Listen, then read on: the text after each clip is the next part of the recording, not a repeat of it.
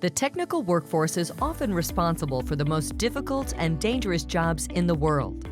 However, despite the importance of these workers and the jobs they perform, many organizations continue to face widening technical skills gaps. With a wide variety of training options and modalities available, as well as different individual needs for each worker, it can be hard for training managers to know where to begin.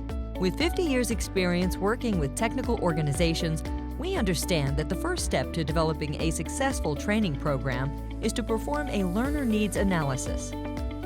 Before your organization can tailor a training program to your workforce, it is important to evaluate current skill levels and compare them to where your organization needs those skill levels to be.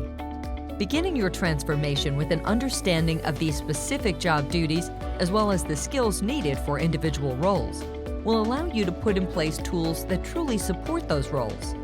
This will also allow you to align your training to your overall organizational vision. Ready to align your technical workforce to your organizational vision? Contact GP Strategies today and eliminate the technical skills gap with a learner assessment.